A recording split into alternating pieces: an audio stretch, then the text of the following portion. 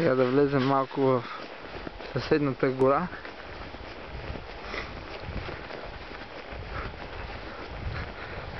Тя е от бял бор, изкуствено залесявана преди около 40 години.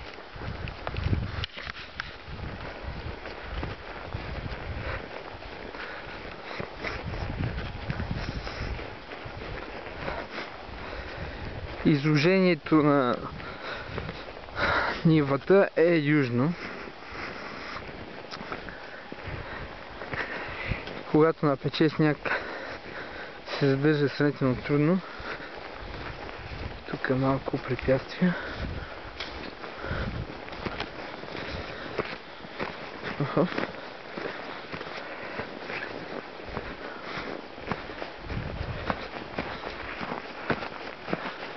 Горичката е много приятна.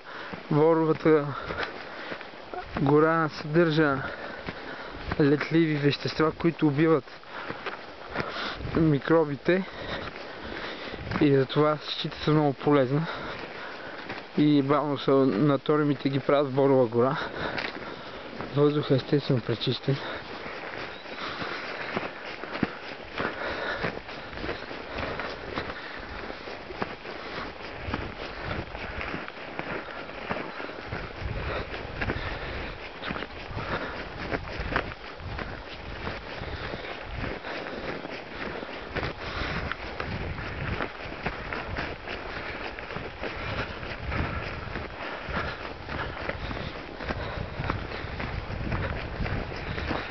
Мястото е идеално.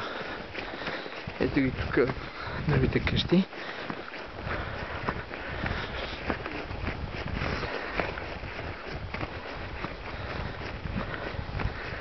Хоп, хоп, хоп.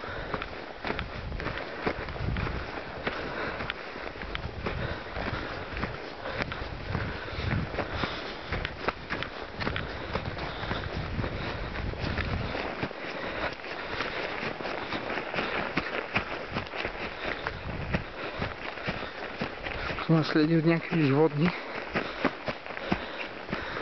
Вероятно котки и кучета. Ето я следващата ливада.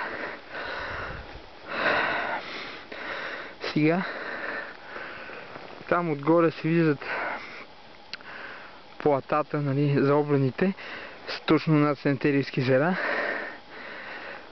А направо тези дървета долу в ниското, дето не са иголистни, точно там са басейните.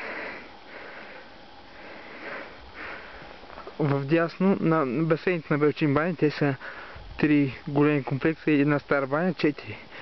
А там между тия борчета се виждат къщите на село Белчин. Двете села са на еднакво разстояние от Белчин бани.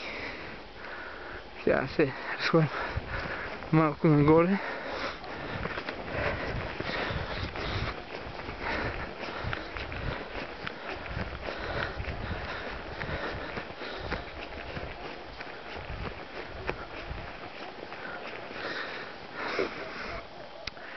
Тук да кажа, долу в ниското дето тече река, лечи си по дърветата и по дигите.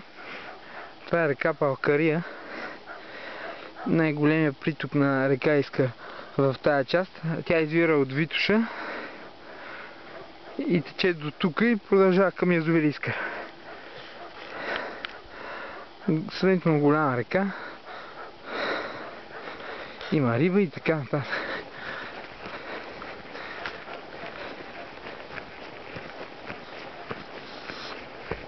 Ето това тук долу е пътя за Белчин бани. Главният път, който минава, така нататък продължава. Прави един завой, там има мост и стига Белчин бани.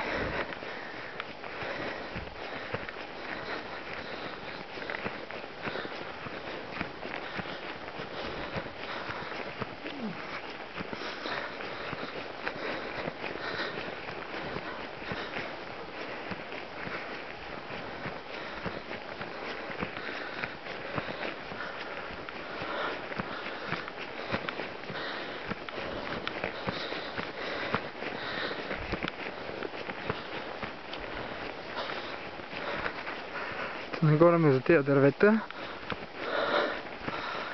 продължава следващата поляна.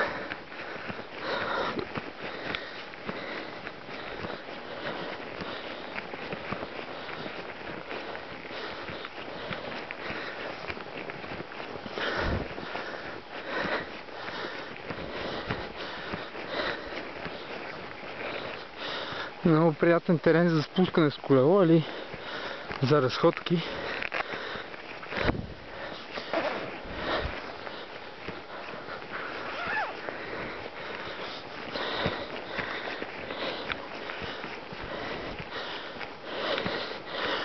Нагоре се е така.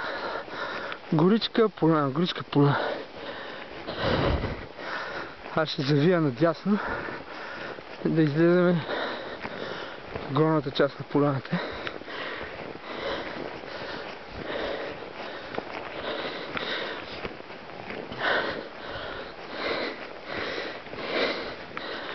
Ние си имаме къща в селото. За съжаление не с такава хубава гледка навсякъде. Не с такава хубава гора. Но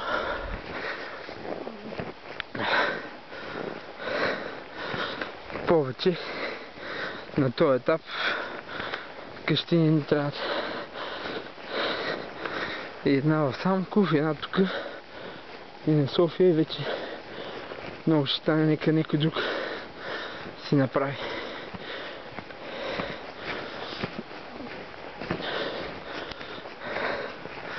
Имаше мъгла вчера и борчета са хванали с клеш.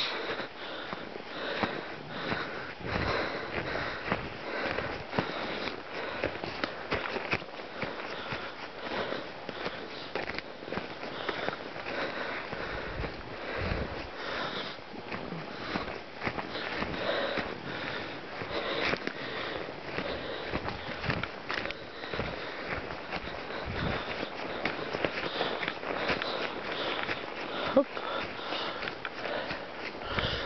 Ето тук има изворче. Точно среща. Ето тук среща точно се събира по някакъв начин водата. Това е пътеката, по която някой се е влачил с найлон.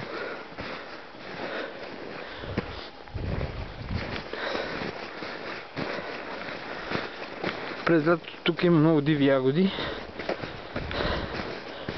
В общи линии това е диви ягоди, порчета, няма малини, има малко широколистни дървета по-нагоре.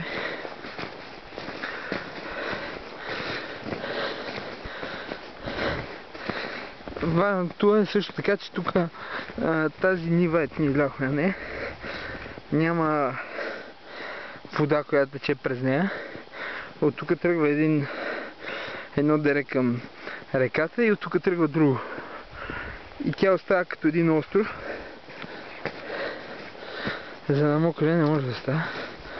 И дума. Тук са дърпали някои от тези шеня.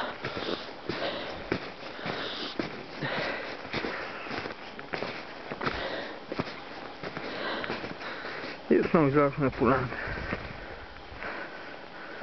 Тук преди време един от другите собственици си насади борчета. Те вече са голями.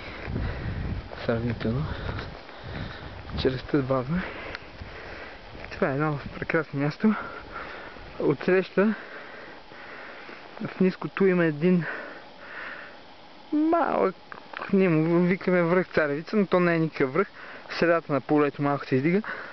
Ще опитам да направя една снимка оттам, за да се види мястото на тази лива в селото и да се види конструкцията на гората нагоре.